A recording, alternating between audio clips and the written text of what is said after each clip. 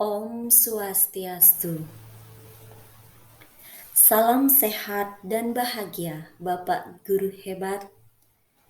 Saya Niluh Nova Suantari, calon guru penggerak Angkatan 7 dari Sekolah Dasar Negeri 5 Ababi, Kabupaten Karangasem. Dalam kesempatan yang baik ini, saya akan memaparkan tentang pemikiran Ki Hajar Dewantara, yaitu filosofis pemikiran Ki Hajar Dewantara dalam implementasi di sekolah saya, serta tantangan dan solusi penerapan pemikiran Ki Hajar Dewantara.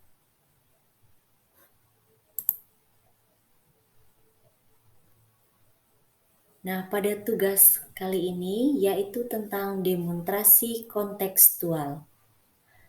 Pada modul 1.1A6, yaitu pemikiran filosofis Ki Hajar Dewantara, yaitu tentang pendidikan yang berpihak pada murid. Bapak Guru hebat, pendidikan menurut pemikiran Ki Hajar Dewantara adalah tuntunan di dalam hidup tumbuhnya anak-anak. Pendidikan memberikan tuntunan terhadap segala kekuatan kodrat yang dimiliki anak agar mampu mencapai keselamatan dan kebahagiaan yang setinggi-tingginya, baik sebagai seorang manusia maupun sebagai anggota masyarakat. Menurut Ki Hajar Dewantara, tujuan pendidikan yaitu menuntun segala kekuatan kodrat yang ada pada anak-anak agar mereka dapat menjadi manusia dan anggota masyarakat yang dapat mencapai keselamatan yang setinggi-tingginya. Seperti kita ketahui bersama, selain itu adalah merdeka belajar. Merdeka belajar adalah sebuah paradigma yang pembelajaran yang berpusat pada murid, sehingga dalam hal ini guru harus mendorong siswa terlibat secara aktif dalam membangun pengetahuan, sikap, dan perilaku anak. Nah, pembelajaran adalah sebuah proses belajar mengajar yang memfasilitasi murid agar tumbuh sesuai dengan kodratnya. Dalam hal ini, guru dan murid dapat bebas berekspresi dan berinovasi sehingga dapat terciptanya pembelajaran yang aman, nyaman, dan bebas berkarya.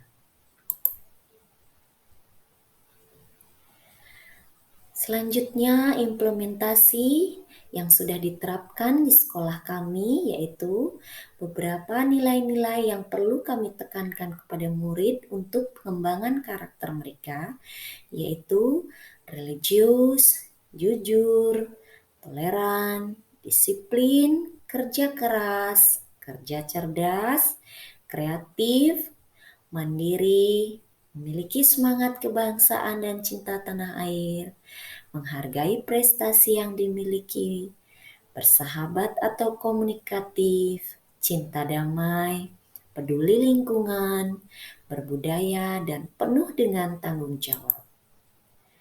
Nah, di sini ada beberapa kegiatan yang sudah diimplementasikan pada sekolah kami tentang profil pelajar Pancasila, yaitu melakukan persembahyangan di saat hari-hari besar ataupun setiap hari sebelum mulai pembelajaran.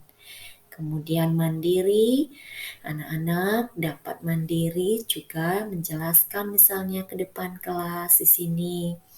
Nah, kemudian berkebinekaan global, bergotong royong, menyapu, kemudian di sini pada pendidikan karakter, mengikuti upacara bendera, berbudaya, yaitu mengikuti beberapa kegiatan tari-tarian.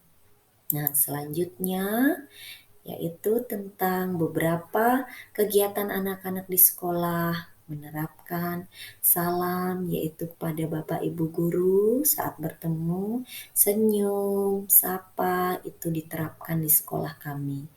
Nah, selain itu juga anak-anak dibiarkan berkarya sesuai minat dan bakat mereka saat mengikuti pelajaran. Nah, selanjutnya mengikuti senam pagi. Di sini senamnya dilakukan di setiap hari Sabtu saja, setiap hari Sabtu pagi.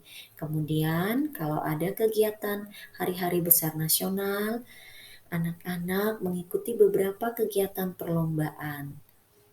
Nah, itulah penerapan beberapa pemikiran Ki Hajar Dewantara di sekolah kami. Dan tentunya juga saat penerapan pemikiran Ki Hajar Dewantara, kami mengalami beberapa tantangan juga. Nah, sebelum mengalami tantangan tersebut, semboyan pendidikan kita juga masih perlu kita ingat dan terapkan di sekolah. Yang pertama, Ingarso Sungtulodo, yaitu seorang guru atau pendidik memberikan contoh atau teladan pada anak didik kita di sekolah. Ingmadio Mangunkarso, yaitu membangun semangat mereka saat berada di kelas ataupun di luar kelas. Nah, selanjutnya memberikan dorongan, yaitu Tuthuri Handayani. Sudah tentu kita sebagai seorang pendidik mendorong anak-anak untuk dapat membangun semangat mereka supaya tetap yakin bahwa potensi yang mereka miliki itu berbeda-beda, tetapi mereka bisa juga menentukan diri supaya dapat menentukan arah dan tujuan yang sesuai dengan minat dan bakat mereka yang miliki. Nah, selanjutnya yaitu tidak luput dari tantangan. Nah, tantangan kami di sekolah yaitu yang pertama, kurangnya minat belajar siswa. Yang kedua, dari orang tua lebih sering menuntut anaknya mendapatkan nilai akademik yang tinggi.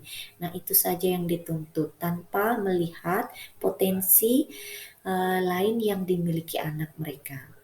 Yang ketiga, minimnya pemanfaatan teknologi oleh pendidik dan juga anak-anak. Yang keempat, penanaman budi pekerti masih ditekankan hanya di sekolah saja. Nah, dari tantangan tersebut, beberapa hal kami dapat mencari solusinya bersama rekan-rekan Dewan Guru dan kepala sekolah kami. Solusi yang pertama, kami dilatihkan dengan metode pembelajaran yang menyenangkan kepada anak-anak. Semua guru mencobakan berbagai permainan, menyelipkan pada pembelajaran di dalam kelas maupun menggunakan lingkungan sekitar. Yang kedua, kami melakukan sosialisasi dengan orang tua terkait kegiatan dan tujuan pembelajaran sekolah supaya mereka tidak hanya menuntut anak mereka mendapatkan nilai di akademik yang tinggi, tetapi anak-anak mereka juga memiliki potensi lain yang perlu dikembangkan bakatnya.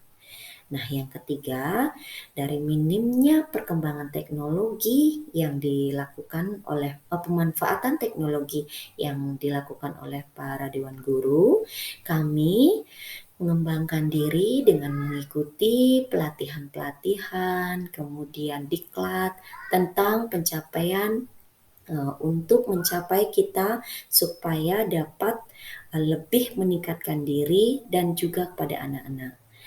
Nah, selanjutnya yaitu yang keempat, sosialisasi kepada semua warga sekolah agar para orang tua itu paham bahwa anak-anak mereka juga perlu diberikan penanaman konsep budi pekerti di rumah mulai dari keluarga.